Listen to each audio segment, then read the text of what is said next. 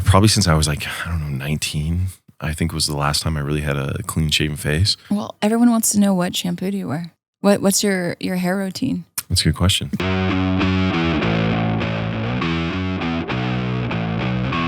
You're listening to Studio 22. Welcome to Studio 22. I'm here with my co-host Brock O'Hearn and our guest today, Lindsey Heppner. And we're going to have some fun. Thank you for being here. Thank you for having me. That was my first intro, so very cool. Great job. I thank you for not botching my name, because I know Brock knows how to botch people's names. I as you'll see in this interview, I know how to botch a lot of words as well. So, Lindsey, we appreciate you. Thanks for coming on. Thank you for having me. I was waiting for that phone call. Yeah. You know, I'm watching your guys' podcast every day, so. Oh yeah? What's your favorite one? I think the one with Natalie, because I've known Natalie for a really long time, in weird ways. I think we worked together on a project, but I knew about her like magic, you know. Yeah. So it was cool that you guys brought her on. Yeah, it was cool to have her on. I mean, it's pretty wild how we actually come from basically, I think, the same small town, or not small town, but hometown, and she's best friends with my little sister. So I've known Natalie like 12 years now, I think, something like that. Her mindset, the way she shows up in the world, it's really cool. It's inspiring, and whatever she's doing, I want to do it. You know, like her magic mornings. I'm like, you've got something figured out. You got the secret sauce. Yeah. Those are the people that I want to be around more. You know, the people that show up and also just give that energy of like, wow, how do I attach myself to that energy? And both you guys do a lot for others. Also, that's like one similarity I noticed between the two of you is like a lot of her, you know, businesses are around helping others, and like she's, you know, teaching other up and coming actresses and like people that want to get into it. And like you with managing and producing, it's pretty cool. Oh, thank you. Yeah. I kind of want to intro your business and your backyard painting. Do it. I'd love that. Backyard. How do you describe Vampped exactly? Social media agency, you're a creative director, you're an incredible artist, you're like philanthropist. Jack of all trades, master of none. We're sitting here with Jack.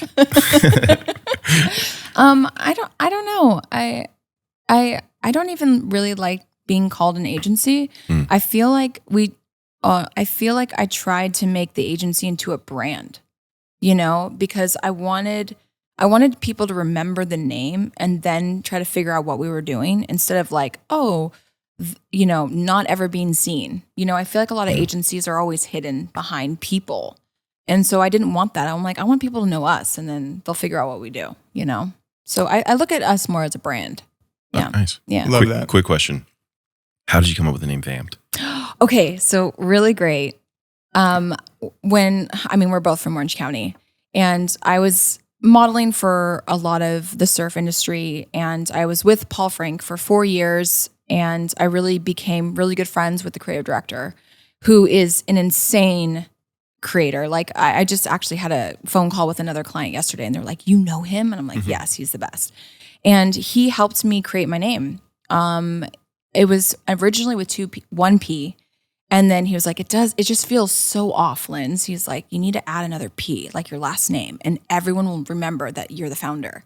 So that is kind of, yeah. And my last name has 2 P's. Yeah. No, I like that. Yeah. And so also Vampped came from revamping brands, vamping up their look. And I started noticing too that people would come to me and be like, I want to vamp something better than this. And I'm like, oh, okay, let's just call ourselves Vampped. Like that is the brand name. And at first everyone's like, is it about vampires? I'm like, no, it's not. I didn't think that. Yeah.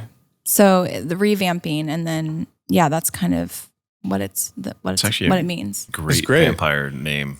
No. Now that I'm thinking about it. I mean, imagine a series or something like that, you know? Vampped. I got vamps. That'd be great.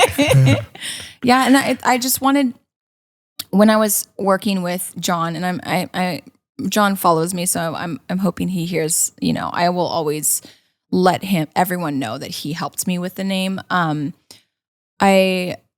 I wanted to make sure that the name was easy to be said, because that's really important with a brand's logo, is like, can you digest the name and then telephone it to someone.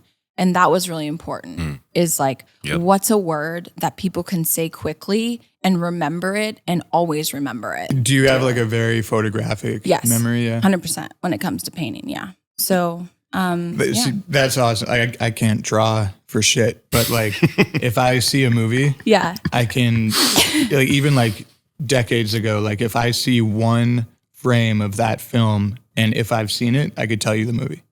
Like like, that's like my superpower. Yeah. But like only because I'm like extremely, when it comes to like, so when I was taking French, I could like define, if I see a verb and like, it's like define it and conjugate it. I could do it instantly because I'll just remember how to write it. Yeah. But if the teacher's talking to me in French, it's like 5 times harder for me to understand and repeat because it's, we all learn differently. Totally. Yeah. So like, I think that's why I love film too, is like, I can be visual and I don't have to like, Yeah. If you're telling me something, if I see it on paper or whatever, I can remember and understand it way better. I'm the same like you. I can't have something told to me and then regurgitate it.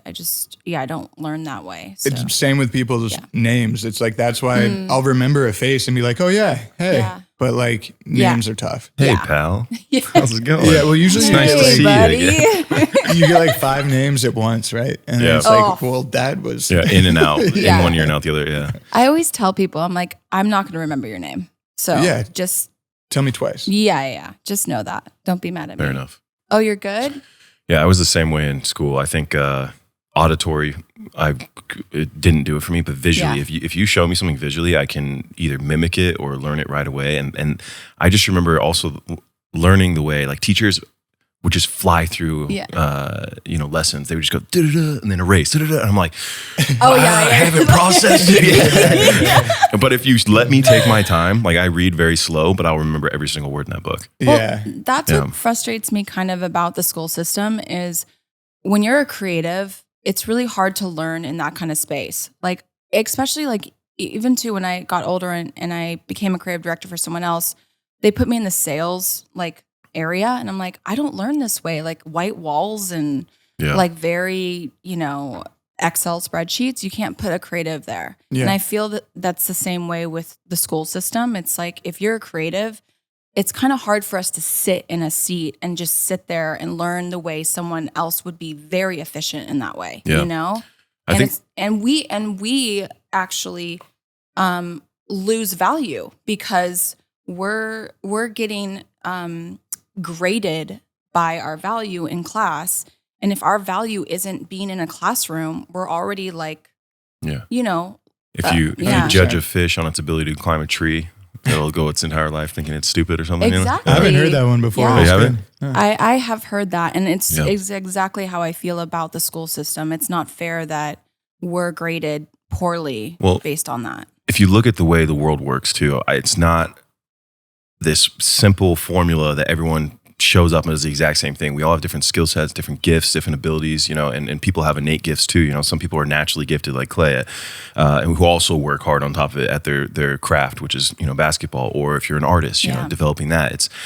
I think that there's skill sets and things that we should learn, and a lot also that aren't even in the school systems. Like they didn't teach me how to do taxes. I never learned that. You know what I mean? They don't want you to learn that. You gotta take like accounting in order to exactly. You have to outwardly search all that, but I think there's a fundamental skill set and knowledge that we need to learn. But then outside of that, it needs to be, okay, who are you and what are you best at? How can we make you better at that? But it is very cut and dry, and there's so many people too. It's hard to like really address that, and that's where I think private schools do a really good job. I was lucky enough to go for a short amount of time, and I mean, in 1 year I was speaking Spanish, writing letters in Spanish, and I sounded like I came from Spain, and then I went to a public school, and they prove it. Well, I forgot because I have a picture of a letter I wrote, and I was like, I didn't even know I did that, or I could do that. And then I went to public school, and I actually got dumber. I felt I lost the ability to speak Spanish because of the way I was taught, and then being judged too because I had this like crazy accent, sounded like I was from Spain, and then it was like everyone else was like, "De donde está?" And I'm like, what is wrong with me? Why do I sound like I'm a fluent Spaniard right now? Get me out of here. And it's like a muscle. You gotta, exercise it in order to keep it going. And like when we were talking to Randy, when he came on, he was saying how it's almost like you don't hit your stride until your 30s, or, if you do hit it, it's later on in life if you're creative. Because he studied film and, he was always into creative industries, but it really didn't like click and become a career until he was designing bars and was able to really like, do the interior design and like come up with the ambiance and all that, where like there was a direct correlation of creativity and profit. Yeah. Right. And like, I think it's harder for creatives for sure within the system. 100%. I mean, I feel like even just on Instagram, seeing people like kind of have this like statement of my high school art teacher failed me, but look at me now kind of, mentality. And I really think that's because like we're being told we're not good enough as a creative in a space that's not letting us thrive and use that muscle better. And then I also feel like a lot of kids are, when you're told to your body over and over that you're not good enough, you start believing it. And then when you go out into the world, you feel very out of place because you only see that like, wow, these kids got A+. Like that's how I felt. Like it took me so much more time to get an A than someone who actually learns that way. They could just go to sleep, not study till midnight and show up late to the test and still get an A. It was insane. And then that doesn't even account for any other kind of issues like anxiety, social anxiety. There's a multitude of them, right? But then it's like, well, you might be the smartest person in the room, but if you're freaking out over a test, you fail the test. I was terrible at tests growing up, and then I learned myself and I got better at them. But at the same time, like I didn't like taking them, and I didn't like the way I was being taught. And not to mention, I mean, for me, it was a little different too. Like I switched high schools 9 times. I switched middle schools like 6 times. Yeah, elementary was a whole nother level. How do you switch high schools 9 times? There's only 4 years, yeah? Exactly. Whoa, that's insane. It was 3 the first freshman and sophomore year, and then I did homeschool my junior year, and then 2 my senior year. Wow. It was just like, it was maybe 2 the first year. I don't even remember. It was so much. But that's a lot. Yeah. But I probably missed, year and a half, 2 years of actual school. Yeah. And it was also the point too, like when I was in middle school, I was going to private school and I was educated incredibly well. Like I was acing geometry at, in 6th, 7th grade. I was doing advanced, classes, getting into like pre-calculus, like whatever. And then they lost my transcripts when I went into 8th grade before I transferred into high school. So they put me all the way back in pre-algebra. And I was like, I don't even know what this is. Like, but it was so boring. It was so boring. So I'm like, I remember being in 3rd grade and I was so good at math that they were trying to skip me grade just based off my math alone. But then I moved, never happened, whatever. And life was like a mixture of things. Not to say I'm like smart or anything like that, but it felt like it dumbed me down because I wasn't given a real opportunity to actually excel at what I was naturally gifted at. And then I lost interest because I was bored. Yeah. So there was no fun for me going to school. On top of like, oh, okay, I'm just gonna move again. I'm just gonna, whatever. Let me just be the new guy. And that's when I fell in love with acting. Was I could go to these new schools and I could play a different character. Maybe I was like close to being a pro surfer, at this one school, or I was and it was extensions of things that I had already done, like mixed martial arts. I'd done some cage fighting at the time, and I fell in love with the sport. And I was like, okay, well, maybe we'll fabricate a little bit of the story. But it was just, for me, it was like something I had control over, and I could take with me. And I just love storytelling, And then I was like, from an early age, I've loved movies. That's one of the things me and Will clicked on right away. And it's, how do I give that back to people? So that's why I wanted to get into film, the film industry and filmmaking and acting. And it's been a fun ride, but that's where it's like, okay, I don't fit this mold of what you're trying to teach me. Let me go figure out what I'm good at and let me take the risk to go do it. Because it's also scary to get out of your comfort zone of what you're told. That was a defining moment for me. Was I went to college. I had a career planning class. They wanted me to play football. And I've been scouted for D1 3 different times. I've been, asked to walk on this team. I never even played because I moved so much, right? And I took this career planning class and then a nutrition class because that was the other thing. So I didn't start my clock. That was the other thing that I loved was, health and fitness and everything. There's a reason they wanted me to walk on. I was in pretty good shape. Cut to. Yeah, exactly. Yeah, well, I gotta get there. That's a whole new standard. But the class, they gave me a piece of paper and they said, here's a list of jobs. Here's how much time it's going to take. This is how much money you're going to make. And it was these 3 columns. And so I was like, well, let me look at the best option. I looked at all the best options. Finally, I got to the bottom. It was a doctor. It's going to take 8 years of your life. You're going to make 150 grand a year. I was like, after you pay off all those bills. okay. I was like, how much debt am I going to have? Yeah. That's if I even make it. Yeah. And then I'm going to have how much in taxes, how much how much debt, how much time. Yeah. I don't even know. And it's not even what I want to do. So I literally that day walked out of the class and was like, I'm just going to go chase my dreams, whatever. And I just did everything I could, moved to LA.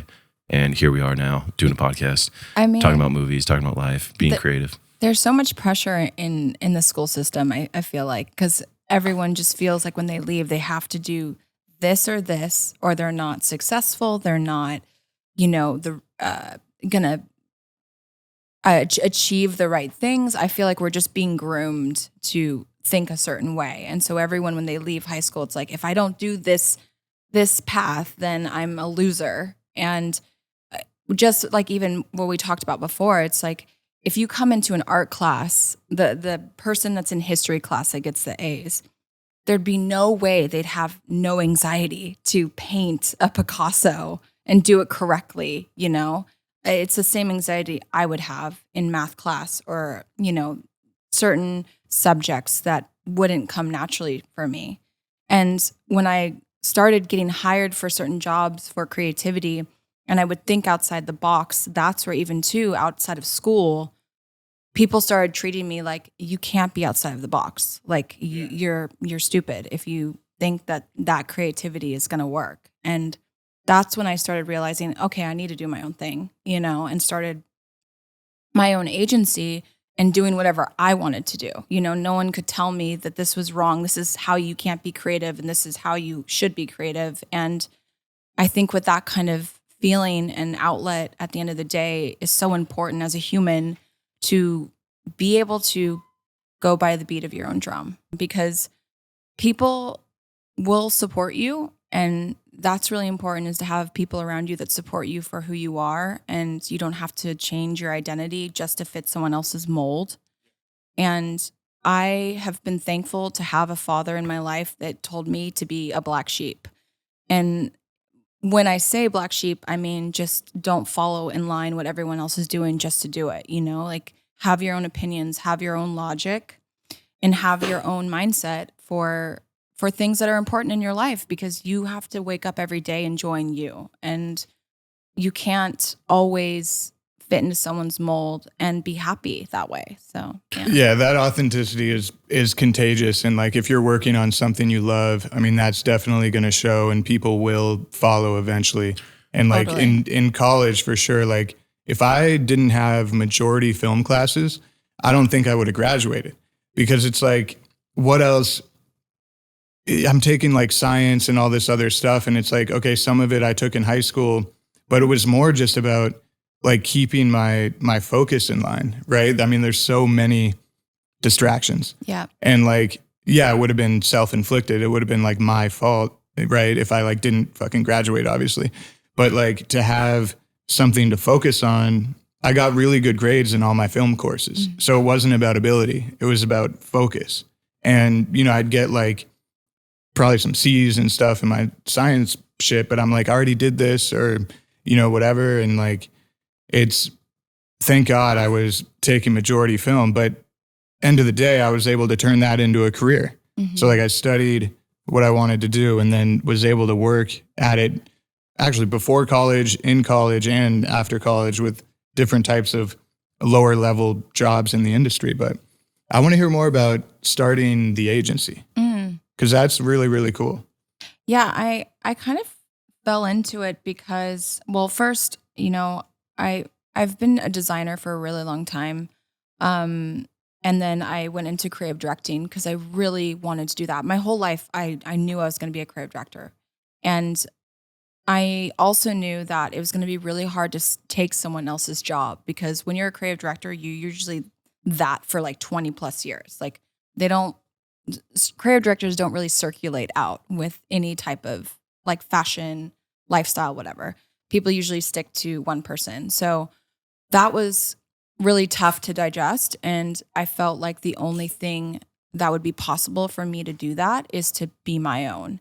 And there was a lot of turn of events where I got into a car accident. I almost lost my life. And I had a good amount of time to really sit down with myself and understand that I wanted to do something for me. And that's kind of where it led into, is like, okay, I'm going to just follow my dreams, and I don't know where this is going to head, but I just went for it. And that was around the time that social media was, or Instagram was kind of at a point where there was just pictures, like we just took photos of like a wall and we're like, yeah, that's cool. But I saw something about it. I saw that this is going to be a platform that's going to really take off and be part of our world, like I could really see it. And so I started producing photo shoots for friends who had businesses, and then I started managing influencers. And it was weird because like I didn't know you could make money off of the platform. It wasn't at a point where it was making money. It was just, it kind of just trickled in. And so people were like, will you manage me? Like I have all these emails. I'm like, what are you talking about? Like what emails? And it was just all these brands going, hey, we want her to, wear this, wear that. We'll pay $1,000. I'm like, oh my gosh, this is actually a business. So Right.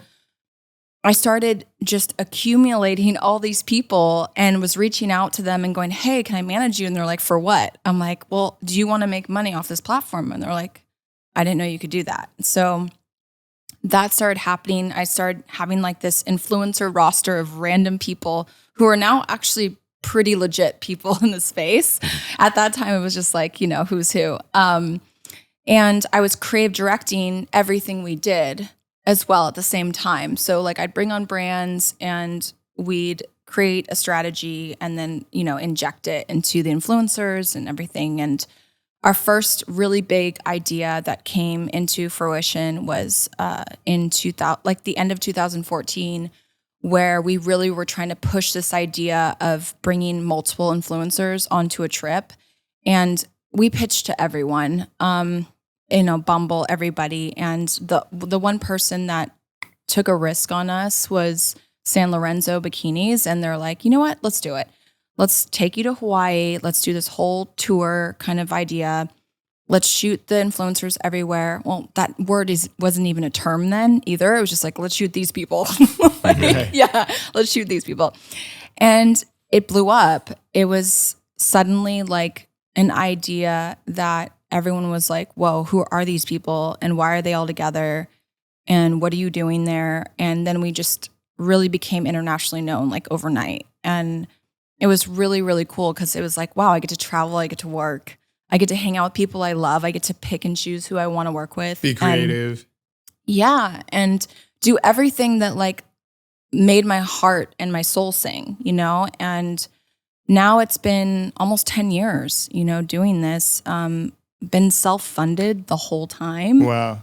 And, we've stayed a 7-figure business this whole time. And I've just tried really hard just to stay true to myself, and I don't want to be around people that take my energy, but make my energy better. And I really, really enjoy seeing brands come to life. Like I love that. I didn't go after the products that were already cool.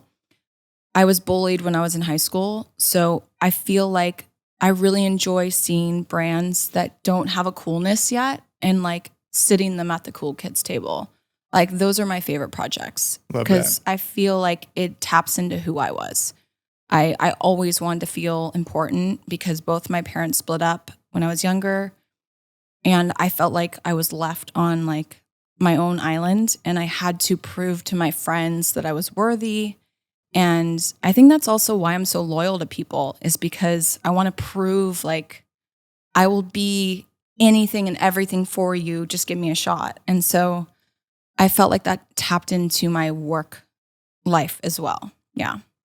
It's really interesting. Yeah. I mean, you guys kind of came up at a similar time in terms of like the rise of Instagram and social media, right? Yeah, Would you say? for sure. I think so, Yeah, right? we worked together pretty Yeah, we've worked fairly early on. Yeah. Yeah, like, hey, do you want to do a Sugar Bear Yeah, when was commercial? that?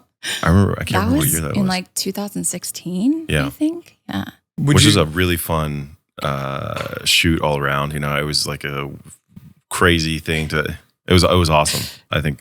Did you have a similar experience in terms of like how to grow on social media or how to grow on Instagram? Like how? I mean, for me, everyone had Instagram by this point. It had been at least a year or two. And I just didn't understand it. And I had no desire to be on it. I'm like, what do you mean?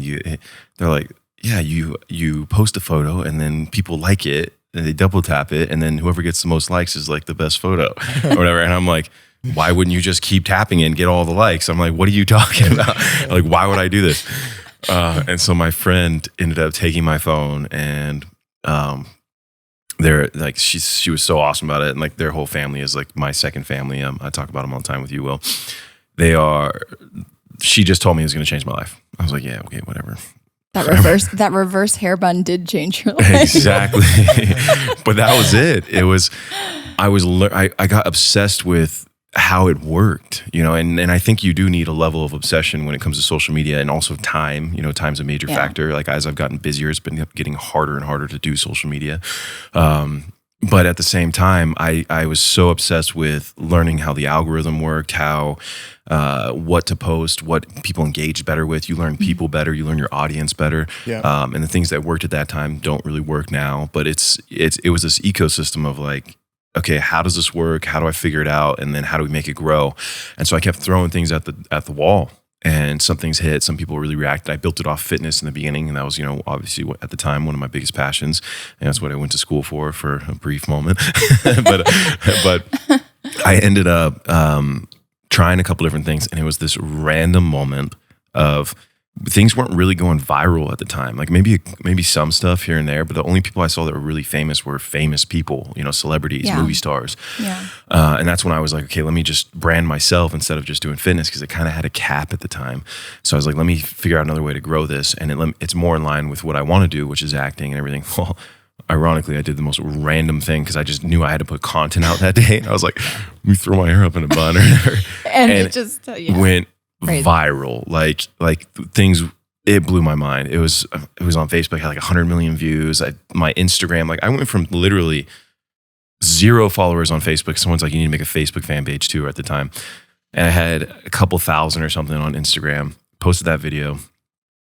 It was a couple 100,000 on Instagram and then 300,000 overnight on Facebook. Like It was insane. And I remember growing, like watching it grow, you're like, I just got 100,000 followers in a day. Yeah. Like, crazy. what is going on right now? I remember even that call that I got from the owner of Sugar Bear going, we want this guy. I'm like, wait, I have to do my research. So I'm like looking into it and I see the reverse hair bun thing. I see the Ellen show and everything. And I'm like, it makes sense. It does make sense. You got famous off your hair and like they wanted you. Yeah. Like, to be a part of this. Yeah. So there's definitely been a lot of conversations. It just came up. Well, go ahead. No, yeah. It's like the reason I ask is like both you guys, you know, have done so much incredible things on social media where it's like, I think it's interesting for people watching and listening to like kind of hear the similarities and the differences between the journeys, because it's 2 successful paths that are uniquely similar and different. Right. But yeah, no, I appreciate you both sharing, because it's like cool to hear, and it kind of proves there's a lot of different ways to go about it. But yeah, that was one of my first things when I wanted to get into the industry, you know, Hollywood. I came out here and had no acting experience, had never really done it before, and just knew that's what I wanted to do. So I figured, what's an easy introduction? Oh, modeling. Okay, we'll go try this out. So the first agency I walked into was Ford Models, and I remember them saying they wanted to sign me, but I was too tall. I was like, I said I was 6'5". Is that even possible to Yeah. be too tall to model? yeah. That's too short. But Well, that was the thing that I was like, okay, well, I mean, it sucks. But the woman was so, I'll never forget how kind she was. She was so kind. She's like, okay, well, our tallest model is like 6'3". The problem is if we have like a lineup of people and somebody's like, you know, and then it throws off the entire thing. So you even see usually models, the men and the women are kind of similar heights a lot of times. But so the next agency I walked in that day, because I was going to all these open calls or whatever, and they signed me across the board. And well, that was a real fun experience. I didn't really go anywhere, but I learned a lot about the industry, right? And then flash forward, I was like, okay, it's time for me to go find a new agency because this one's not working out. I'm grateful they signed me. I lived in Orange County. It was hard to commute. I was broke. You know, I couldn't afford gas money to get out and go do the thing anyways. So when I got to the point where I was a little bit more on my feet, I remember walking into, I think it was Next Model. It was one of these agencies that were pretty big at the time. Maybe still big, I don't know.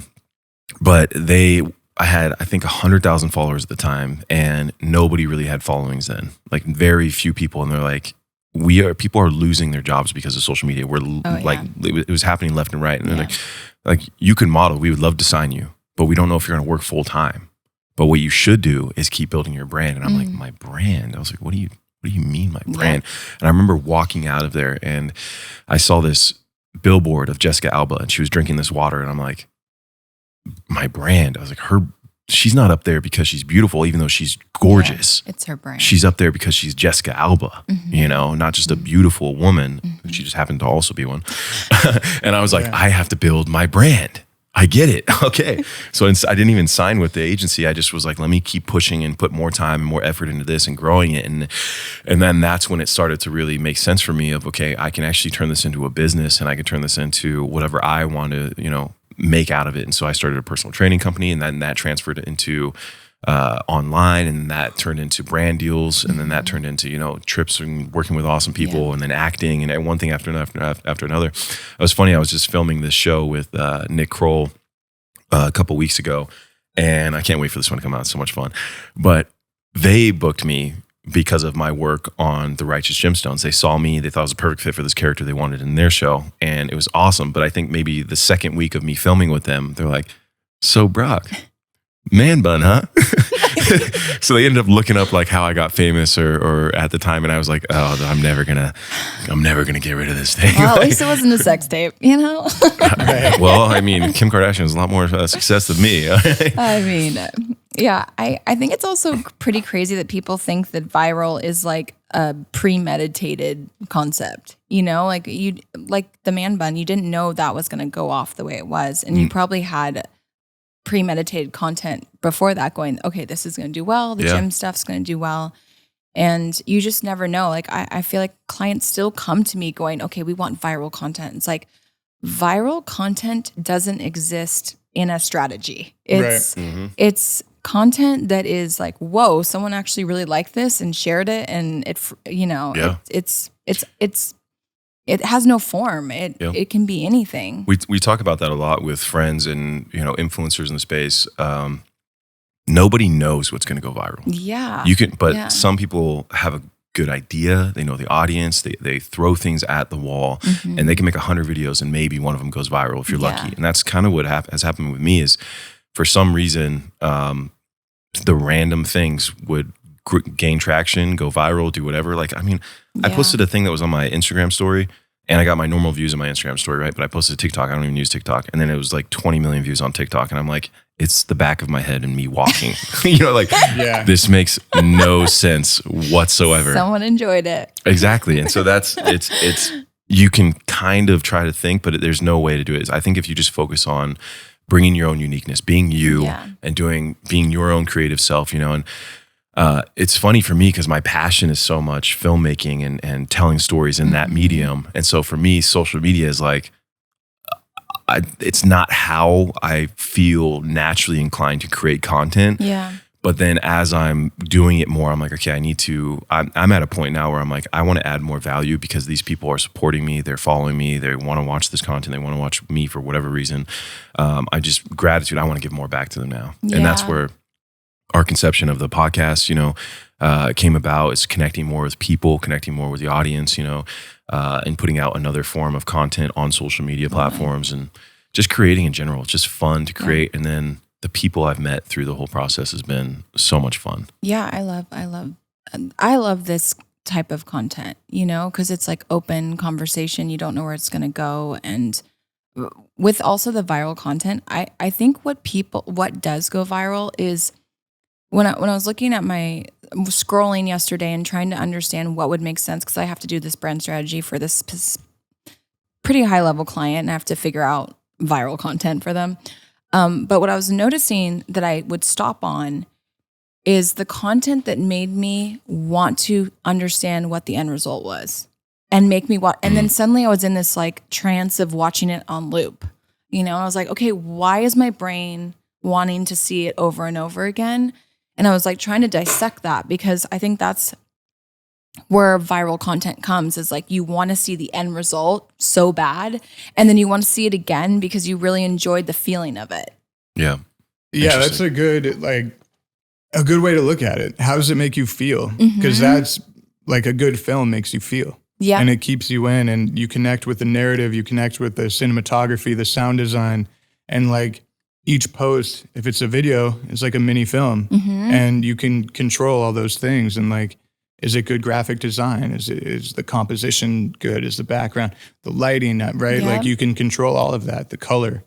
So yeah, that's a good strategy. Yeah. And like you can definitely tell if you like something, right? I mean, if you're creating something for a brand, you're like, okay, I know this is at the very least appealing, attractive, makes you feel.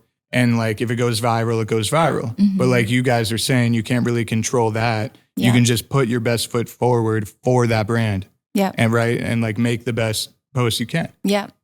What's been, you said your first thing you really did was with that brand to Hawaii, right? What's been your favorite trip? Have you had a favorite trip? You've gone everywhere, so it's kind of hard to... Yeah, it's hard. I mean, my friends back at home hate me. They're like, you're getting paid to do this? I hate you. I don't know. Every single place I actually really loved going to the Philippines. My grandpa is full Filipino, and so that means my mom's Filipino and I'm Filipino. If anyone wanted to know how generational ethnicity works, okay. Just for anyone who's like, "How are you Filipino?" Yeah, I'm part Filipino. I really loved that trip. Sorry, I really had to dissect that. No, yeah, it's like we were talking about logic, like yeah. For anyone who's not logical, I really loved that trip because stop making me laugh. Oh, okay.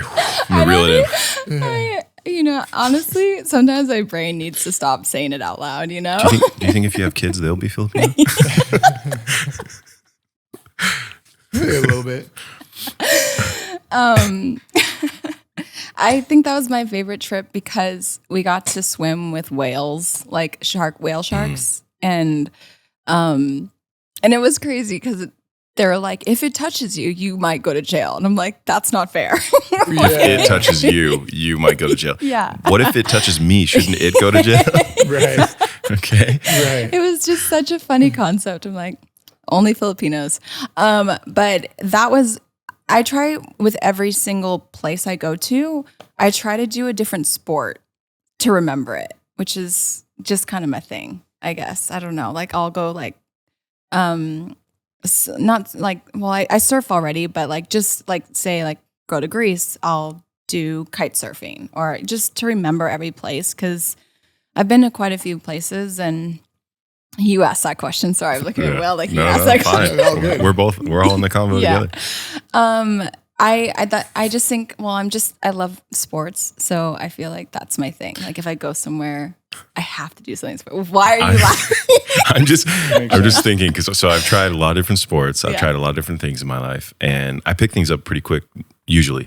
But every now and again, there's something that really gets me. So I'm just imagining you going to all these places, trying these sports, and you're like, which one were you the worst at? And where was it? Well, the funny thing is I brought up the Greece one because I was kite surfing by myself. No one wanted to do it. And I really wanted to do it. By the way, kite surfing is like very hard. Yeah, I know. Yeah. And I went out so far I had Yeah, to like I know. swim back home, and it was so bad. I was Oh, like, man. damn, this is not fun. But it was fun to do, I guess. Yeah. Nice. Yeah, you're pushing your boundaries. You're Yeah. experiencing the places more It's than so just hard. the Yeah. hotel or whatever, right? Exactly. And so, yeah. And I think the scariest one, though, I mean, if this is a sport, going and seeing not whales, live sharks without a cage. So when we went to Hawaii, that trip, we had an activity to go, be with sharks and everything and open water. And I'm like, okay, I'm going to do this. I'm not excited, but I'm going to do this. I love the ocean. And it was the day that it was so stormy that you couldn't see in the water. And the whole time, the instructors were like, sharks are so kind. They're so wonderful. Like literally for an hour, this girl was like just prepping this, like, it's a beautiful experience. And I'm like, oh yeah, I'm stoked. Like, cool. They don't eat people. Awesome. And then we get into the water and they're like, oh, it's too mucky here. We might have to go where usually cages are. I'm like thinking in my head, logical person. Yeah. If a shark thinks that normally a cage would be here, why are we open watering it right now? Right. Because they're going to be like coming at you, doing chicken because they think there's a cage. So we actually go do it. It's mucky. And one of our photographers goes in first and I'm halfway down. Like I can see the shark. And the lady's like, I'm second. I don't know why I was second, but they were like, get out of the water. They're angry. Da, da, da. And I was like, They're angry. You said they were kind. I was like, you literally had this whole spiel for an hour about how they're so sweet and now they're about to eat us. Congratulations. I no longer trust you. You lost my trust. That's crazy. I was scared out of my mind. I've never seen two people that are with sharks all the time panic like that. It was like, Of course, it's Jaws. right after you get in, right? Could have told me that before I got in the water. The low That was visibility terrifying, too. That low visibility can be tough. Yeah, I'm sure it adds a whole nother factor of just security and safety. Yeah. Yeah. I think also because the water was murky, the sharks didn't feel safe. You know what I mean? Because they're also, I'm getting to a point where my eyesight's bad. So I could only imagine how they felt. They're like, what is that? I'm getting there. I'll be like writing in my computer for like 12 hours straight and then like look up and be like, oh God, Yeah. I need glasses. Yeah. I'm there. I look at people so like specific and I'm like, I just can't see you. It's not that I'm staring. I just Now can't you're gonna see be you. Now it's going to be like, I can't remember your name or your face. Yeah, exactly. That's awesome. So you created Vampped in 2014. Mm-hmm. Is there a grand global takeover that you've got planned or? You know what?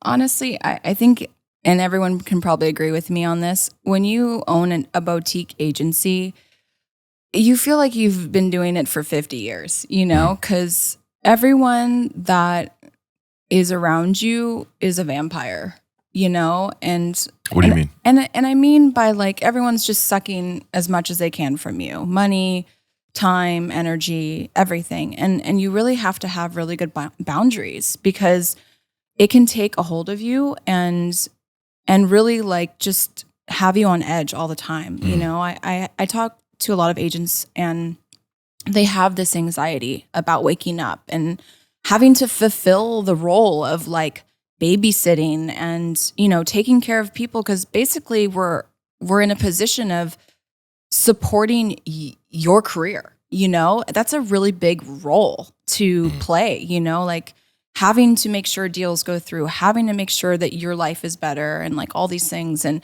people, I don't think really realize how stressful that is every day to wake up and know that you have to take care of children that are not yours. Are you calling me a child right now? Because we work together, so I don't. I'm like, what?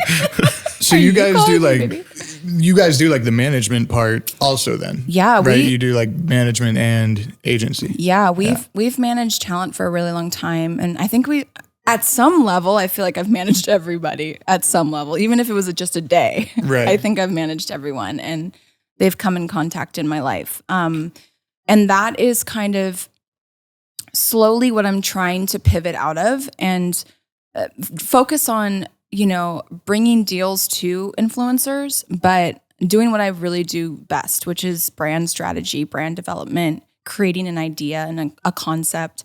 And I feel like a lot of people don't know how much I do behind the scenes. Like, for instance, that commercial, like script, creative, the whole concept. It was a massive production, yeah. Yeah, and like creative directing everything and making it feel important on both ends. Like you feeling comfortable to do that concept and just like little details. Like I really love the details of creativity. And when people come and want to work with us, they think that I only am an agent. Like they're like, what's your talent? I'm like, no, this is everything I do. I think I sent you our deck too, right? Yeah, it's great. Did you not look at it?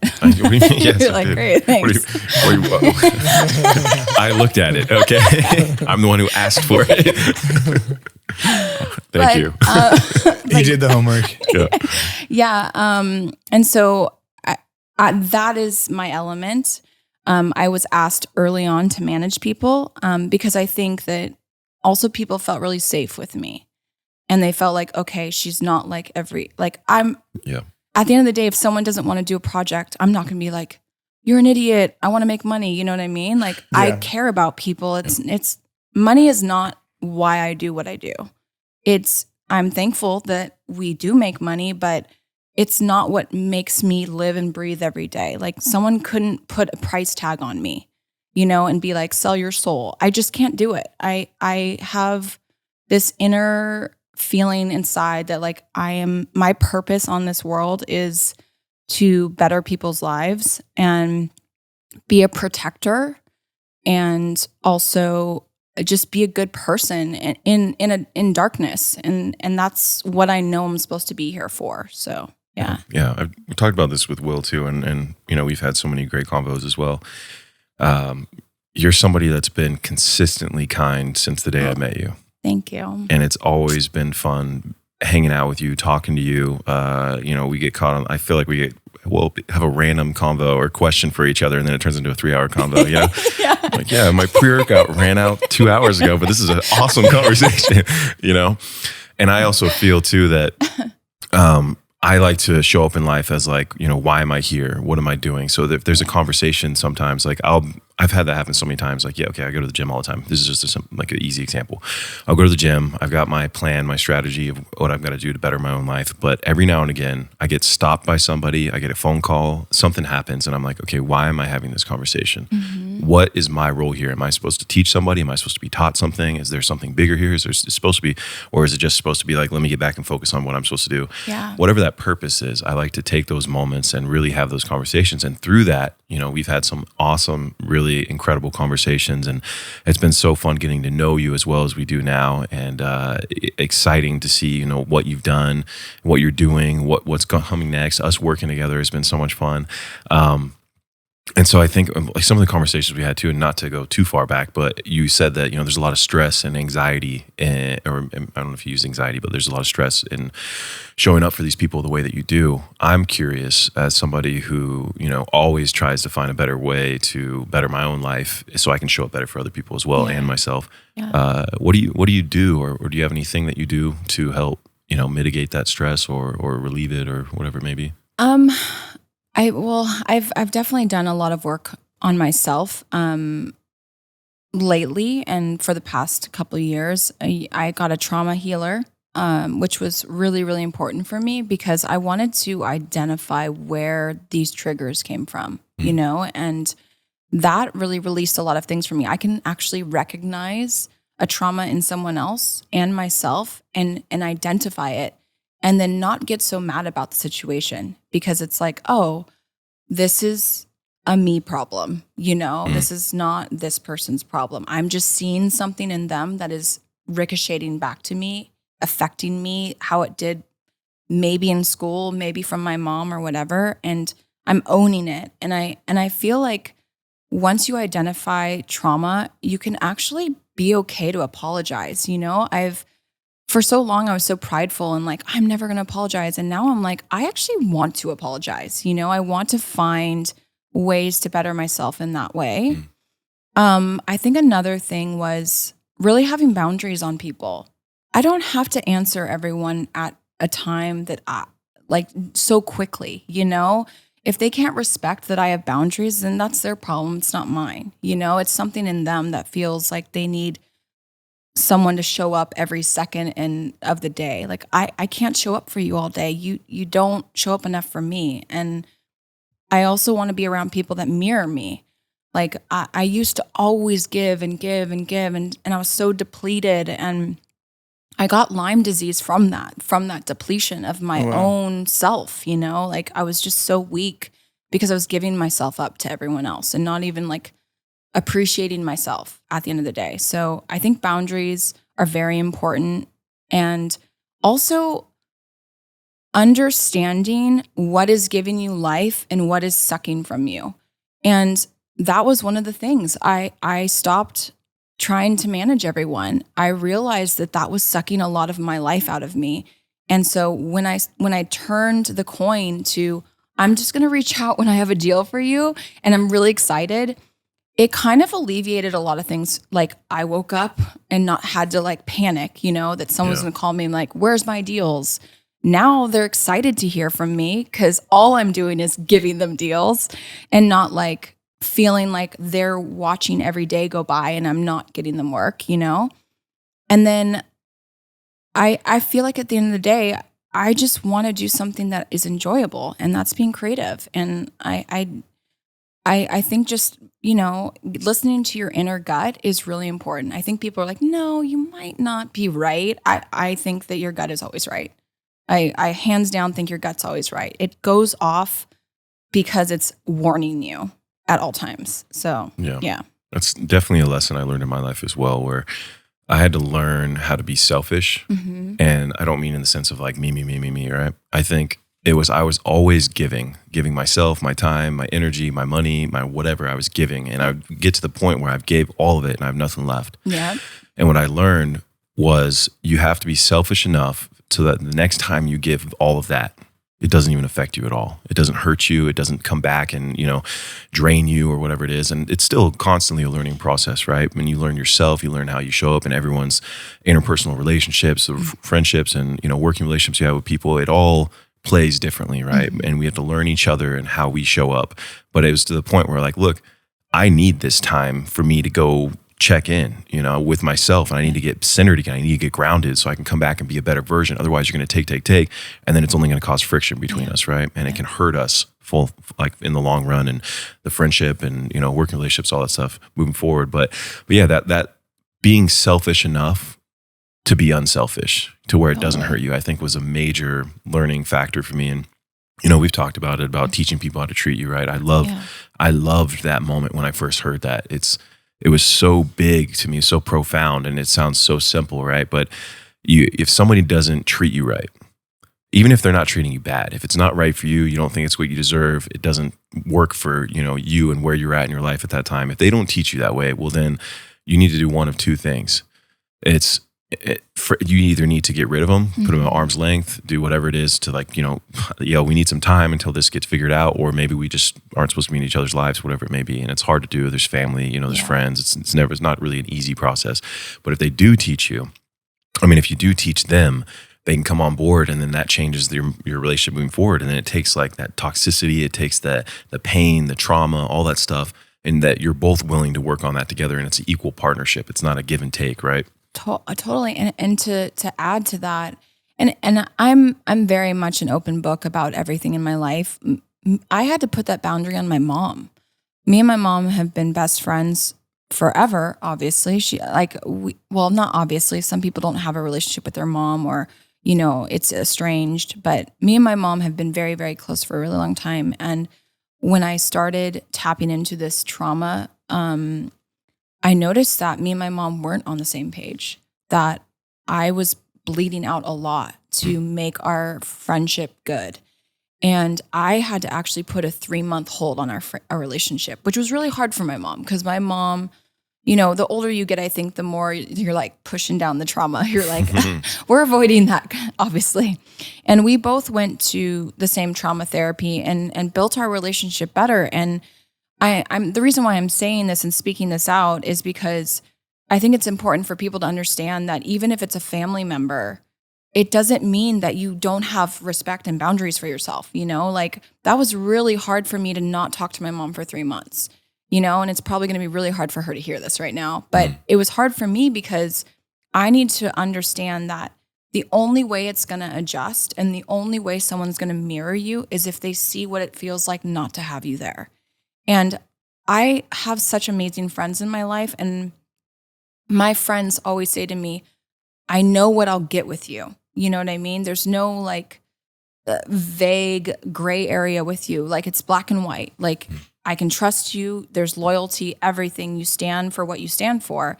And I like that because I don't need more friends. I need more acquaintances, people that I don't let in and people that don't get that part of me and think that they deserve that part of me because they haven't shown up for me.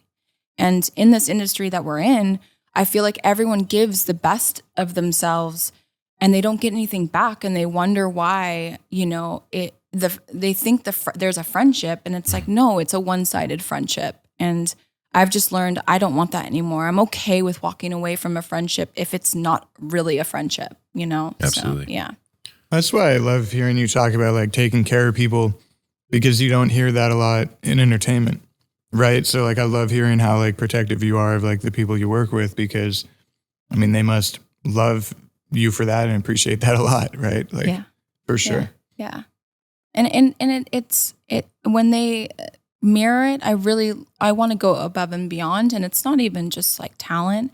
It's also my clients. Like I'd rather take a lower paycheck on a job if I know that I'm just bettering their happiness because they better my happiness. You know what I mean? It's not about like, how much can I suck, worth. It's, I know my value, but I also love like when someone gives me value in a different way, and that's why I've been so thankful with the career I've chosen is there are really good people out there that when specifically too, like when they meet our team and everything, they're like, wow, you guys exist.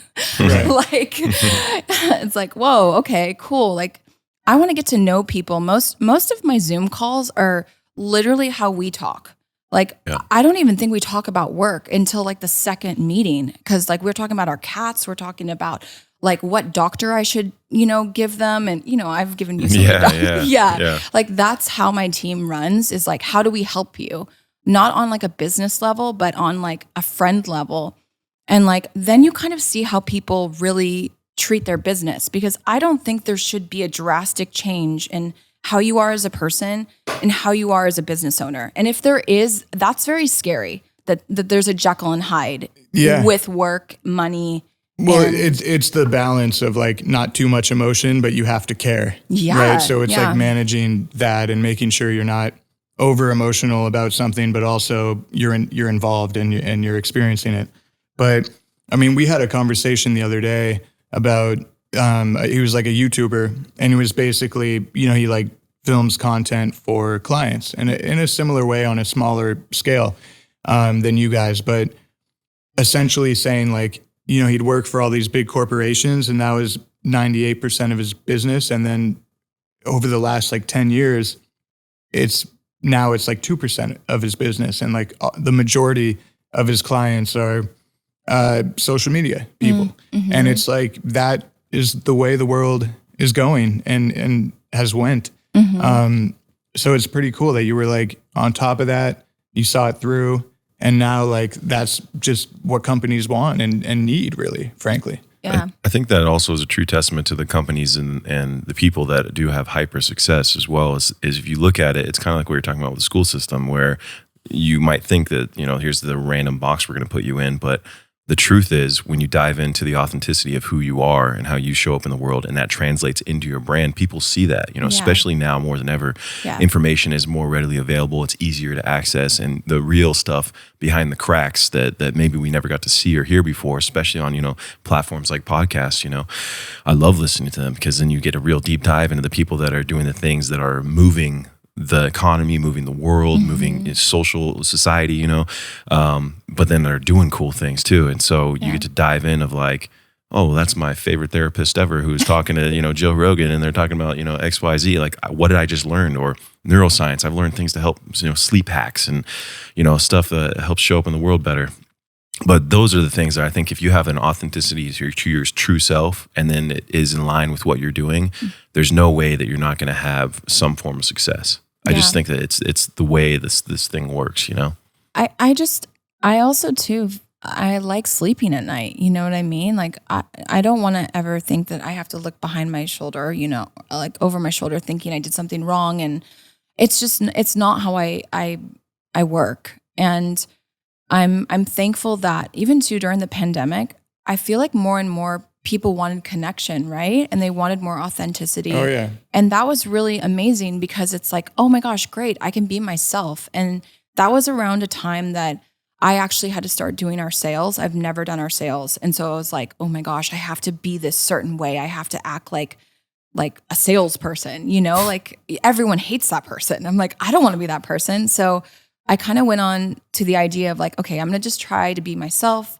and be acting like I don't know how to do sales, but do. And that worked even better. Everyone was like, oh, like you're not trying to sell me something. You're just being you. And then I want to work with you. So that was what was great about it is like, you can be yourself. Someone's going to be attracted to that and they're going to gravitate towards that. And authenticity, you can feel someone be authentic when they're not. It's like very off-putting. I think that affects your, mental health alone too. If you're always putting on this face, like, I grew up in Orange County and everyone was trying to be the same version of themselves, of each other.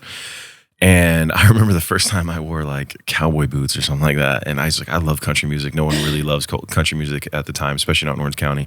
And I remember I had a friend, right, who tried to make fun of me in front of everybody. Oh, wow. And he's like, what are you doing? Like, why are you wearing those? Everyone else is wearing Converse and skinny jeans and the whole thing. And I'm like, why? Yeah. Because these are badass. What do you mean, why? Like, I think these are awesome, right? And then his whole entire thing. You haven't changed. I haven't.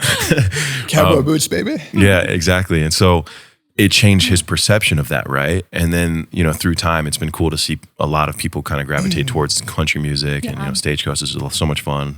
But Brock got me into Stagecoach for the record, 100%. Which has been awesome because it's been fun to go with you every year. Country music is great. All right. I love country music. I just went to Dallas and I grew up line dancing with my mom. Oh, wow. We used to always go to Crazy Horse. And my mom would wear the shortest shorts. I was like always so embarrassed because she, like line dancing is like where you bend over and you kick back and all these things. I'm like, oh my gosh, that is my mom. And so I grew up with all that music and everything. So when it comes on, I'm like, oh, I know all this stuff. That's great. Yeah, it's the best. It is the best. But that goes back to, bringing your own uniqueness into the world, being you, not being afraid to be you. And that's the same thing. Like when I the whole viral man bun thing, right? Nobody really had long hair. All right. Nobody, some people did, but nobody That's really, true. It made a whole different transition. Yeah. And I got to see that firsthand because I'm like, this Jesus is just in Walking Dead. Well, yeah, there you go. He never had long hair before that show. Oh, there you go. Well, really? Well, BTS. But Walking Dead was after you though. It wasn't. After? Yeah, right? No, well, the character Jesus, I think. Yeah, he comes in late. Yeah, because I don't think it wasn't like that. Because you did that, 2015, the man bun? It was a long time ago. Yeah. Well, it's like similar time, but it supports your hypothesis. No, yeah. Well, if you knew, like, I've had professional baseball players, professional athletes, actors, just people across the freaking U.S. and the world they're like, yeah. Well, he didn't say it, but people have told me that they've literally grown their hair out because of me, and I'm like, this is crazy, wow. And not to say that everyone did that, people are allowed to do whatever they want, but I remember in the beginning, everyone was like, who's this hippie, this da-da-da, whatever. I feel like Sunshine from the, Well, you definitely more muscle than Sunshine. Okay, but you know what I mean, though. But that's like, I'm the California boy. It's a trend. Like you said, a trend, right? And that's like being a trendsetter. That's what influencers do. They influence people, but right? Unintentionally, right? By just being me. Like I love long hair because I had it since I was a kid. I like always had long hair. Very few times in my life I had short hair. And it's just me. Do you feel weird with short hair? I don't like it. Yeah, you're just like, I don't like it at all. Yeah. And my hair grows so fast that it would be a nightmare for me to have short hair. And then the next week I look like because I remember I shaved it because I was surfing every day. I shaved it when I was a junior And I remember looking like halfway through, I'm like, this was a mistake. I'm an idiot. Why did I do this? But I remember my entire senior year, I had awkward hair because I was like, let me just grow it out, like whatever. I didn't feel comfortable, right? Yeah. I think that's part of, being the Leo, being the lion too, 100% you're a Leo. Yeah, but it's just me. I don't know. I'm Yeah. going to cut it short again, I'm sure at one point, but I'll probably grow it out again after that. So I mean, your comments on your last video about your beard being taken off was, that was a good read. you probably read more than me, honestly. I was like, I don't even want to know. I was like, I thought a stranger was coming into the house. I loved when someone said that you were Gaston. Oh my gosh. That's Beauty and the hilarious. Beast. Oh, yeah. Yeah. That was a good one. Okay. Yeah, because you also did that smirk that Gaston does. Unintentional. Yeah, it was cute. I was just like, because that was literally, I think when I posted, whatever I posted was right after I'd shaved, like the moment I'd shaved. And I'm like, what is going on right now? I hadn't seen my face and I don't even know how long. So that was kind of like, you got shocked too?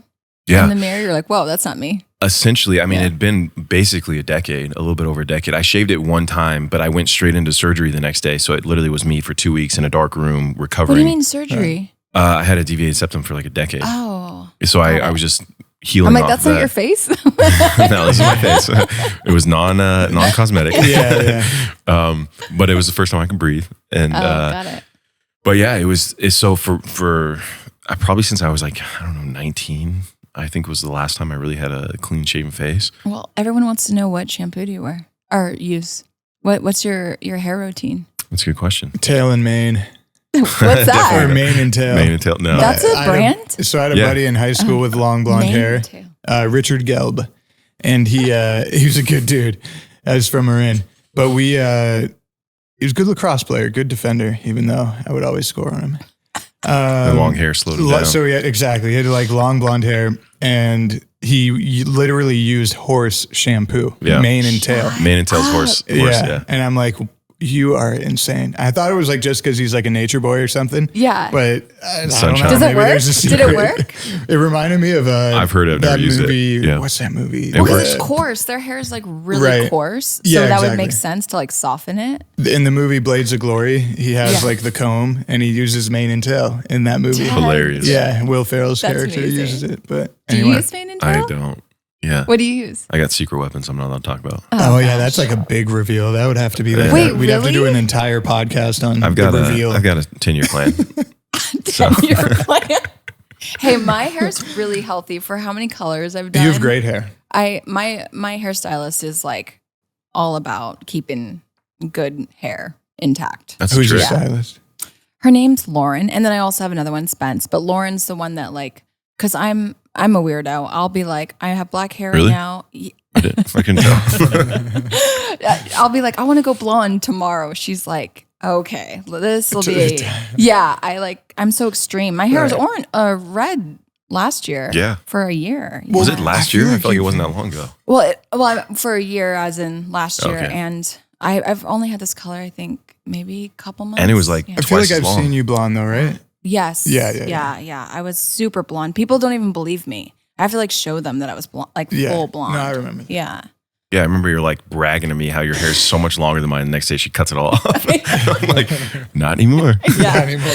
Yeah. My hair was really long. I mean, when I was young, it was all the way to my butt. Like Oh, wow. it was really long. But I like it short too. It's just, I don't know. It's whatever Sure. day Just like I to feel switch it like. up. Yeah. Yeah. I like everything, I think.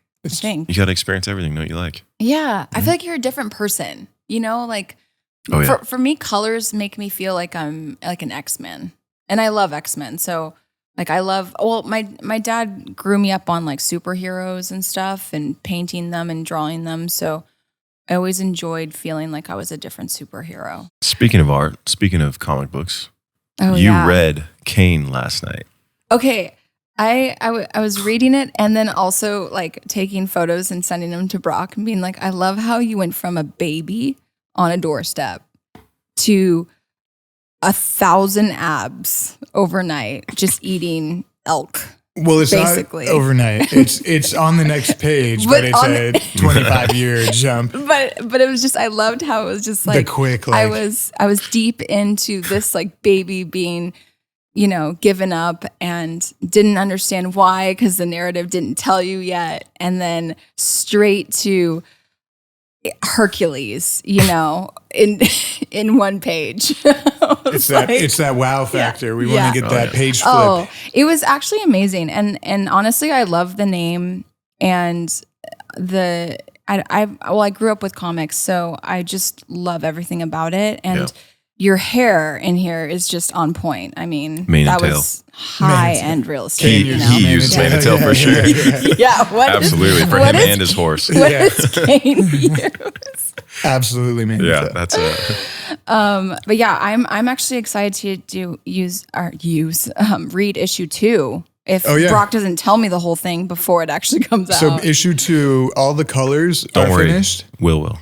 All the colors are finished, and we're lettering it right now. So it'll be lettered in probably 2 weeks, and then that'll be out very shortly. Issue 3 is being penciled right now.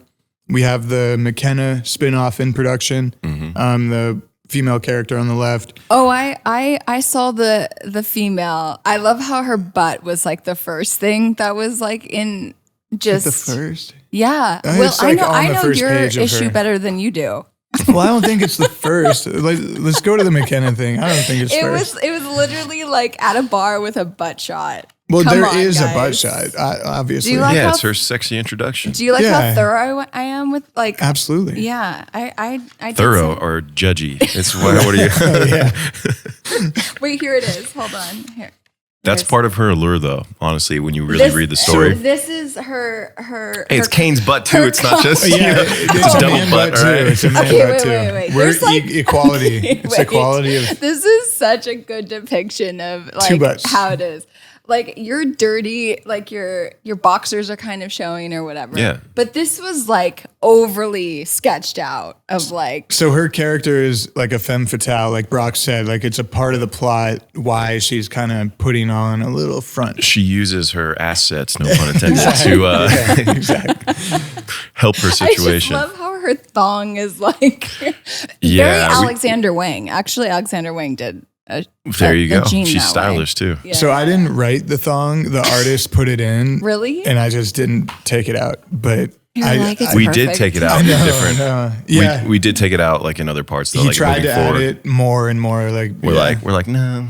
Yeah. It's such a new age thong though, because normally the thong present day. You know what I mean? Would be more tea. I don't have much like thong knowledge or experience. That's honestly. definitely over the hips. Yeah, that's a different thong. I mean, I wear them all the time. So I mean, I feel like the approval policy here is not very Disney aesthetic. No, it's definitely like geared towards 18 plus for sure. Yeah. I enjoyed it. I had so much fun reading it, and thank you. I can't wait for the next one. Every character gets their due. Like there is no end because we go back in time. Got it. We go back all the way back to like ancient Greece. So like we show everything, it all connects, and like even if someone dies, they'll come back in flashbacks, they'll have their own issues, and that's a big part of what we're building. Still an integral part of the story. Wow, why did I? I'm like, come on, you can say it. You can do it. You can do it. But no, and so even this is a 6-run volume, so there'll be from start to finish on that, but from there it just goes more and more wild. We go forwards, backwards, sideways, upside down. We do it all. Were you, Brock, was this like first draft of your body? That was or were you like, no, there's not enough? We actually just took me and just completely transferred it to digital. We didn't really do anything. It's a photo. Yeah. Transferred it to digital. I wish. I mean, I don't know if I would want to be that big, but it's definitely now I have an unattainable goal to hit. Yeah, I know. I will be training myself to death from now on. They're like, he better look like this in person. Honestly, every time I want to eat a bagel or a piece of cake, I put it down now. Really? Yeah, just because look at you that. see this. Yep. Wow. I mean, that's actually a good way to stay in shape. Yeah. You're just Draw like- the ultimate version of yourself Yeah. and put it on your wall and then go from there. I mean, yeah. I mean, us girls do that. We screenshot other girls and then like look at it before the gym. And then we're like, well, that's what I do. I'm like, There you go. goal. I mean, the guys do that too. Okay. Yeah, I used do to we? watch- Do you? No. Yeah, no, I used to, in high school, when I was training really hard, I used to watch Pumping Iron before the gym every single day. Oh, pumping iron is great. Yeah. Okay. Weird fact. I think I told you this. You, Were you- I don't know. Tell me. We'll find out. What's his name? Will you send me a picture? Arnold. Arnold, but Andre the also Giant. Andre the Giant. My grandma dated him. Oh wow, Yeah. Andre the Giant. Yeah. that's awesome. Do you know how Is that big Andre the weird? Giant is? I watched him. Oh, he was like 8 feet tall, wasn't he? He like broke What was 8 he, like feet. 7'6" or something? That picture. Did you 7'5". screenshot that picture? I did. To me, Yep. it was like Arnold looked like he was like. It was, who was the one next to him? Yeah. Kareem, who? Well, Arnold was- isn't like, he's not obviously like a 7-footer. He's just like perfect body. Well, I Yeah. thought, How I tall is thought Arnold? he was 5'9", tall. 5'10"? No, I feel like 6 something, 6'2", No, he's not 6'1", 6'2". I don't think he's that big. Maybe not anymore because you get shorter when you get older. It's true. True. But yeah. This Okay. is the But photo. maybe 6 feet 6'1" because sometimes they lie about Well- stats. But But look at Oh, Arnold. Arnold looks tiny. wait, that's Arnold? Yeah. Yeah, but those guys are huge. Yeah, those are like the 2 tallest guys in the world. But I mean, that's insane though, right? He must have been massive. The cameras and it's the angle. It's like No, I think Andre's in front Andre, of him. I mean, That's the Mark No. Wahlberg Arnold's the trick. GOAT, right? Arnold is, Andre's not in front He's of him. in front He's of him. kind of behind him with his No, hand. no, look at the feet. 100%. but those guys are huge. Yeah, no. His left foot is Andre in the front of Giant's like Arnold. 400 pounds. Yeah. 500, 450. It's I don't great. know. Well, it's so random. My That's a cool my picture. grandma dated that guy. It's awesome. It's really And good. my Is that mom- where you got your height? No. Oh my gosh. No, and my mom would tell me about it and say that she'd have to drop her off to go. And she's like, it was just so weird. She said it was so weird. Well, I looked up to him when I was younger when he was wrestling in WWE. Yeah. And Princess Bride, one of the all-time greats. He's in that. Wow, I don't even remember that. Oh, yeah. Princess Bride. He's a big guy. Yeah, no, he's huge. He makes everyone look small. I would look tiny next to him. I don't know. I want to see you and Jason Momoa next to each other because you're taller than him, right? Yeah. Yeah, I've got a little bit on him. Yeah. It's our buddy's A little cousin. bigger, too. Shout out to Kaimi and Jason. Yeah, Kaimi's the man. Jason's the man. I've only met Jason once on set, but it was very brief. But you were like, wow, you're He's a smaller big than guy, though. He is a big guy. Like this way? Just I can Just think in all general. over. Yeah, he's Just generally a large all guy. Over. But yeah, no. I mean, How about The Rock? Is The Rock big I haven't met The Rock. or is he short? He's, big. I mean, never know. he's You huge. just never know. He's big. He's like 265 pounds of pure muscle. Yeah. That guy's a beast. I feel like you never know because in the acting world, people are so small. Like, Yeah, Some. sometimes, yeah. Yeah, but Most- no, most of 'em, he's a aren't big they? guy. Well, those guys have like made their careers off being big. You know what I mean? Yeah. Like got it. Yeah. it's like a thing. Yeah. There's a couple really big, like tall actors that are like genuinely very tall, but not. Yeah, the majority. I think it's the same, kind of like the modeling thing. Yeah. If you're too big, it throws off everything else. I've never heard Right. that, but that's the first one for me. Yeah, I got to do Yeah. a lot of split stance situations when I'm filming.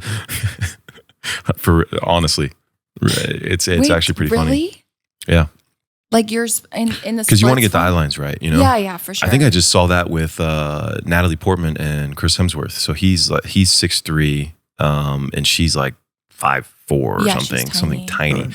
And so if you go and watch Thor and you see Natalie Portman in all of her scenes, you can tell she's tiny. Yeah. But she's like looking down on people sometimes, and you're like, There's this no other way. person you're looking down, your arms are too small for that height, looking down on this person. It makes no sense. But it's the way you cheat the shot to kind of make her look bigger, you know?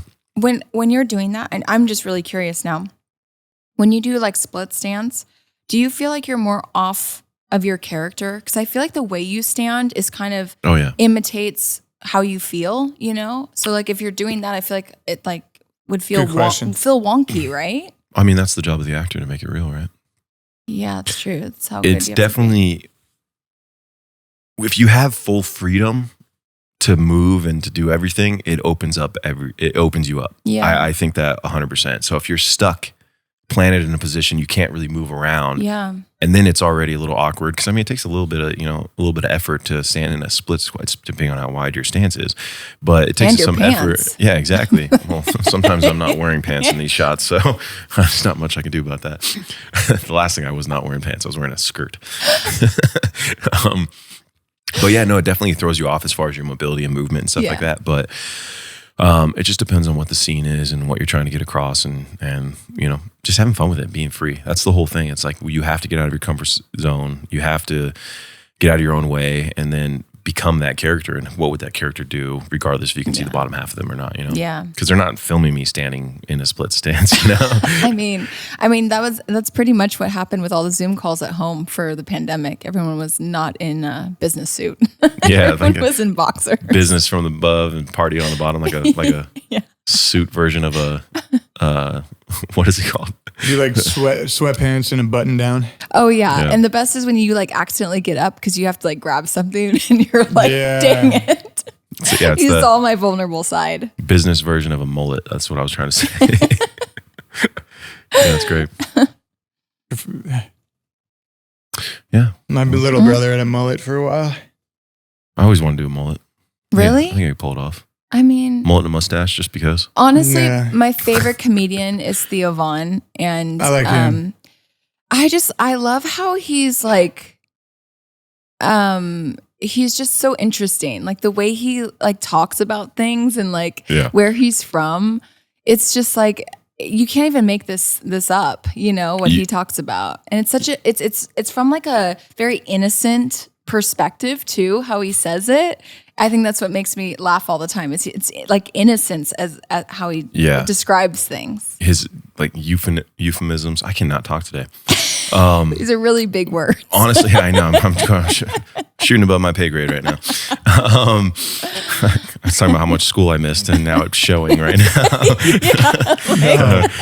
No, he's so good at really just taking an idea and like going so far left field with it, and like continually doing that over and over. Like if you have one of those great lines, it's amazing to have on his scale, but then he just can have an entire conversation for 3 hours like that. You're like, how do you think like that, man? It's so awesome. He had a good Joe Rogan episode. Oh, he yes, a couple he did. weeks ago, I think. Yeah. Yeah, I've watched it. Oh, is it a new one? Because I watched his like old a week one. ago, 2 weeks ago. Okay, amazing. I haven't seen the new one. I saw the old one. It was really good. Speaking of new episodes, House of the Dragon, what do you guys think? Oh, I loved it. Yeah. I thought they played it pretty safe with like 100%. the first episode of like, look, here's the Game of Thrones world that you missed, like the brothel, the palace, the dragon, but nothing crazy happened. It was just like intro back into the world. I don't think it was amazing. I don't think it was bad. Well, nothing crazy happened. There was a scene where I couldn't even watch. I was screaming. But that's like, I wouldn't call that crazy. I would just call it like gory. Okay. You know what I mean? think like they didn't push boundaries, I don't think. Yeah, I think for me, like I always say, things are great. I mean, I agree with you. I was just excited. I think I was overly excited because for a really long time, I really enjoyed that season. Me too. Of like Game of Thrones, and I'd come home and I'd be like, okay.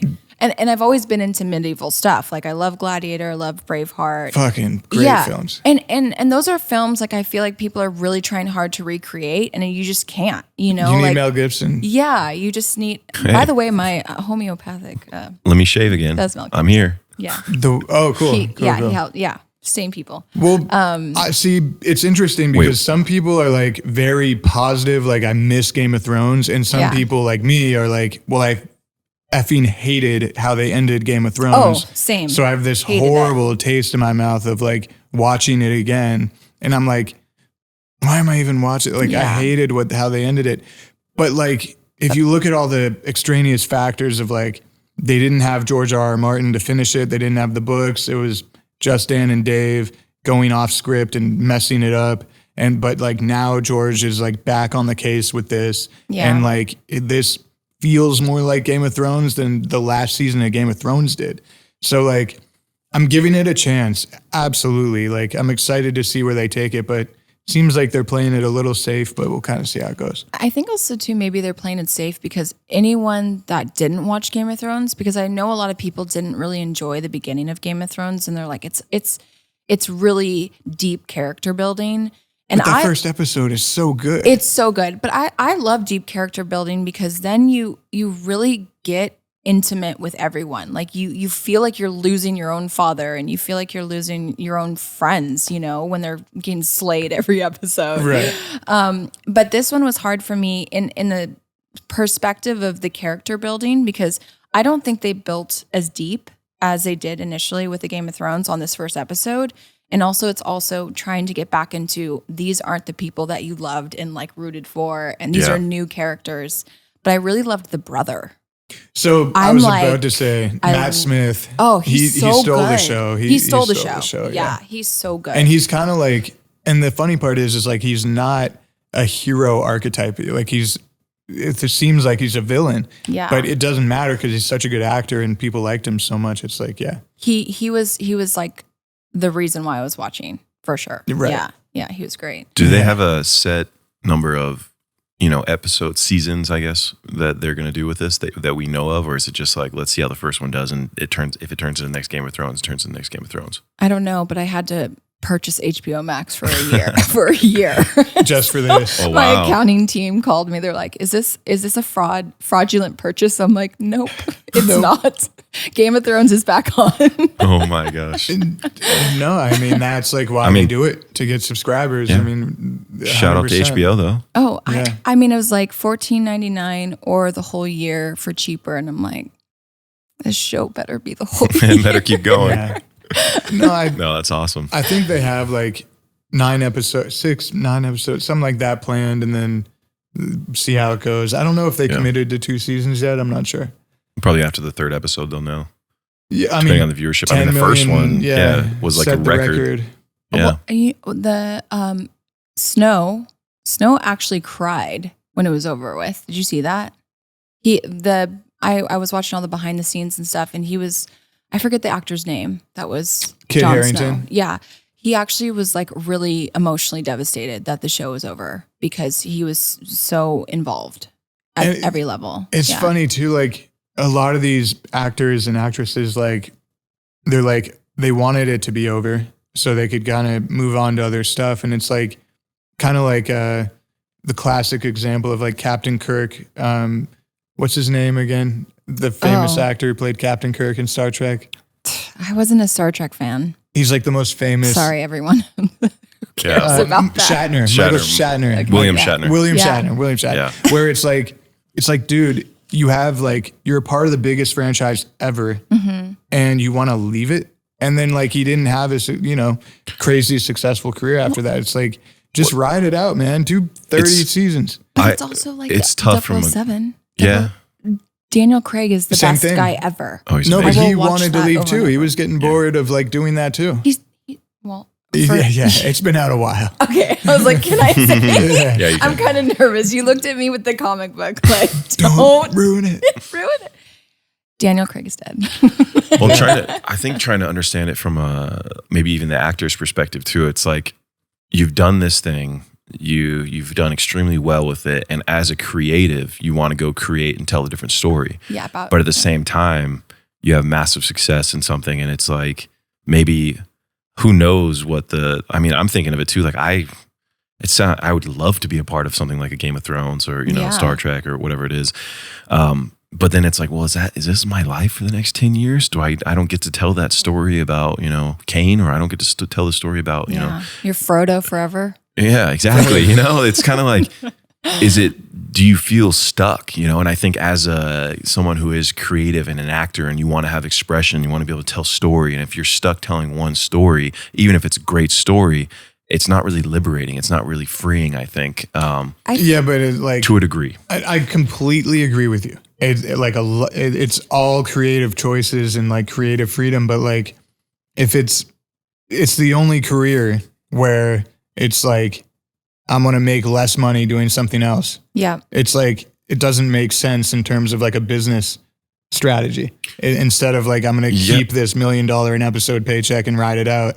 No, I'd rather go do this. It's like any other business. You're like, whatever makes more money, I'm going to do, basically. You know what's so funny? But that's what makes it intriguing. You know what's so funny you say that, because I look at what we do and the reason why I enjoy different projects and it like excites a different part of my brain. I feel like after a certain while, like, I mean, you got to think about these trilogies and everything. They're years. It's like 10 years. Like after doing something over and over, I think the money is not the important thing. It's like, how can I be a different character? Because I love my craft of changing who I am. But it's also time too. Yeah. You got to think like a lot of these, let's say episodic seasons, they're filming for 6, 7, 8, 9 months. You have to move locations. You're away from your friends and family. You can't really have a family sometimes. Like it's so physically, emotionally, and time demanding that it's like, okay, well, I've done this for 8 years. I want to go have, Ray Donovan, right? I was just thinking of Liev, Yeah, so it's like an easier movie to it's do. like, I'm down to go do that movie for 3 months. I don't care if I'm making X amount of money, like 1/25 of it. And that's the thing too. I think as an actor, like I've fallen in love with entrepreneurship and business and creating on the other end instead of just acting. I love acting. I've never done it for the money. I do it because if I did it for the money, maybe I wouldn't be where I want to be. It's because, and I wouldn't keep doing it, I don't think, because it's so hard. It's so difficult. It's time, it's energy. It's constantly being told no. But I do because I love it. Yeah. I love storytelling. I love, like just the rush. I think probably the dopamine rush of like when your friends are sending you videos and laughing at some crazy scenes, or like something comes out and you're getting, notoriety from these people you looked up to, like Ben Silverman, Todd Garner. Like the people have seen your work and you're like, no way, you guys are doing some of the most amazing stuff out there. I'm working with Danny McBride and Nick Kroll, and I'm like, it's the most rewarding and incredible feeling. And at the same time, you're like, did I do a good job? Am I doing a good job in the moment? It's terrifying. It's a lot of pressure, but it's also, it's exciting. It's fun. It's like, so that's where I'm like, yeah, I mean, if I was doing something that I like, maybe, and there's something that like, if it's Kane, passion project, I'm in love with it. I would tell that story the rest of my life, even if it was the only story I got to tell, and that would be gratifying for me. It'd be fulfilling. I think that is maybe the biggest thing is like, am I happy and fulfilled in what I'm doing? And if you're not, I can't blame somebody for not wanting to do it. But at the same time, as you have a responsibility to a degree as somebody who has fans to keep telling those stories on the caliber that like, because the millions of people are enjoying it. Yeah, but look at like what Johnny Depp said on like literally under oath. Like, I don't watch my films. I go in, I work, and I leave. Yeah. Like that's another perspective of like, he gets the paycheck and gets the fuck out of there. Yeah. And like, I think the difference, that's a horrible mindset, I think, to have. Johnny's, right? Yours, I think, is I align with more because it has meaning, right? And like his is like, it's almost like he's been doing it so long, it's just like not meaningful anymore. Not necessarily though. Can I raise my hand? Can I not necessarily though. Well, hey, no, go for it. I might have a different perspective about that because I specifically don't watch anyone I know's content. Like I've never watched any of your movie. You know why? Because it keeps me grounded with our relationship with everyone I work with. You know what I mean? I never resort to, well, they're famous, they're more important than me, I have to treat them a certain way. You know what I mean? And maybe that's also why maybe he's so grounded with everyone he knows. He doesn't, you know what I mean? The way that trial came out was that he's actually a very giving person. He goes around and like says hi to everyone and goes over and above. Like he doesn't ever share his. I don't think he's a bad person for doing that. 100%. But I think maybe there's something to that. Like if he doesn't watch his accolades and be like, wow, I'm so great at some level, like maybe it keeps him grounded. I also don't like watching my own stuff, to be honest. Maybe he doesn't like pirate movies and he's done like 7 of them. But maybe it's not that at all. I think it's also, he is such a deep, incredible, creative, I know what you mean, like character actor that it's like, there's a sense of like, you'll be too hard on yourself. Maybe, there's a judgment there. Maybe it'll change the way he shows up as an actor. Maybe he doesn't need to go see it or have the desire. I'm sure he's seen, Pirates or something like that at some point. Maybe he doesn't watch everything, right? But He was under oath and he said he doesn't watch it. I don't think he does. I think he was serious about that. Yeah. And that's incredible. It's perjury if you're not. To think about, true. There you go. But think about how incredible that he can perform on that high level, be that incredible, and still not watch your own work. I mean, I can. Maybe that's part of his process. Yeah. For me. And it's probably changed over time, right? Yeah, and also just judging yourself and being like, man, I have to like one up that, and I have to be, you know what I mean? Like maybe it just I look at it as like it would keep me grounded, you know? Like I don't look at myself as a celebrity. I don't look at myself like better than other people because I haven't seen my own stuff. So I don't put that like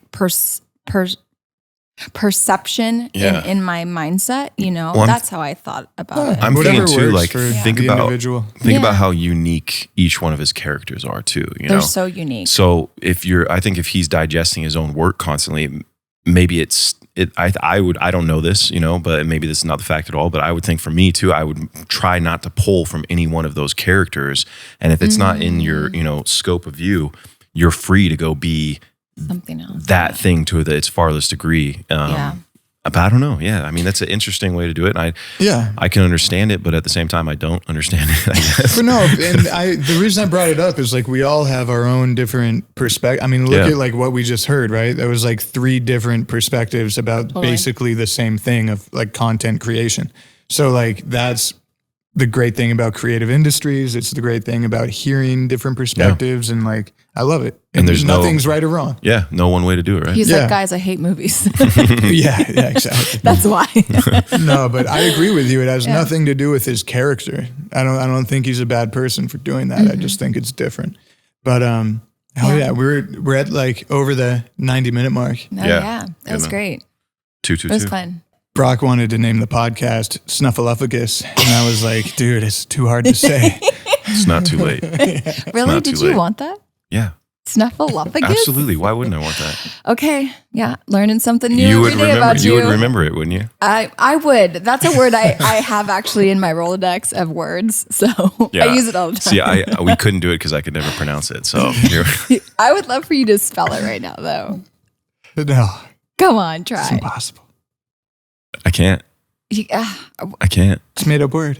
Snuff. I don't think it is. S-N-U-F. I don't think it is a made up word, isn't it? I feel like that's a word, right? I don't know where you pulled that from, but it's like it was great. Disney word, isn't it? Like Mary Poppins, maybe. Supercalifragilisticexpialidocious. That I've heard of. Is that actually I feel a like word? Snuffleupagus comes from like something. It can't be. What, supercalifragilisticexpialidocious? Yeah, it is a word. It is a word, right? It's in the dictionary? Yeah. No. Is it? Yeah, it is. Yeah, I think it is. Yeah. It's which the is really longest weird. word ever, right? Are you Googling this right now? Yeah. I love that you're so easily convinced. Didn't we talk about logic? Didn't we talk about logic before this podcast? Didn't we talk about logic? It's not in it. I know. Yeah, well, you believe that I wanted to name it Snuffleupagus or whatever, so we're both out for one. I am the reigning champ in this situation. We literally talked about logic for an hour. I actually didn't hit enter and realized as you were saying that. I'm like, oh God, they got me. Yeah, you're like. Linz, it has been a pleasure. You are a joy. Thank you. We always love being around you. Thank you. Thank you for all that you do and how you show up in the world. I appreciate you. You're a great human. Thank you. Thank you. Undoubtedly, indubitably.